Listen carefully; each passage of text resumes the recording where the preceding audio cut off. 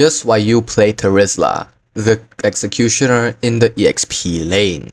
First off, he has insane damage scaling with his abilities, allowing him to punish anyone who gets too close. His strong sustainability through his passive makes him surprisingly durable, especially during extended fights. On top of that, Terizla offers massive AoE crowd control that can lock down multiple enemies if positioned well. However, he struggles against mobile enemies who can easily dodge his skills. He also has slow casting speeds, making him predictable and punishable if you miss. Lastly, Terizla relies heavily on team setups or precise timing to hit his combos effectively in team fights. Terizla's passive, Body of Smith, boosts his durability the lower his HP gets, increasing his damage reduction based on missing health. Additionally, instead of gaining attack speed, any attack speed bonuses are converted into bonus physical attack. This allows him to deal more damage while remaining tanky, especially in drawn-out fights. Terizla's first skill, Revenge Strike, cracks to the ground, sending a fissure forward that damages enemies in its path. The first enemy hit becomes the anchor for a fissure, which then drills into them, slows them, and explodes after a short delay, dealing bonus damage based on their missing HP. Terizla also gains bonus movement speed for a few seconds, helping him reposition or chase targets. Terizla's second skill, Execution Strike, is a triple hammer swing in a cone-shaped area. The first two strikes deal moderate damage, while the third deals much higher burst. All three hits apply a slow effect which can stack, making it hard for enemies to escape if caught in the full combo. This is Terizla's main source of lane damage and wave clear. Terizla's ultimate, Penalty Zone, makes him leap into a target area, locking up enemies and summoning a scaffold. Enemies are then repeatedly pulled and damaged by the hooks from the scaffold. This ultimate provides excellent crowd control and zone pressure in team fights, especially when enemies are grouped up. A typical 2 combo for Terizla is to first start with his ultimate to lock down enemies and apply initial crowd control. He should immediately follow up with the first skill to deal burst and apply slows, then use the second skill to repeatedly slam enemies pulled by the scaffold. This combo can devastate clumped up enemies and turn fights in your favor. Moving on to builds, I usually build Tough Boots, War Axe, Dominance Eyes, Antique Cuirass, Queen's Wings, and finally Immortality.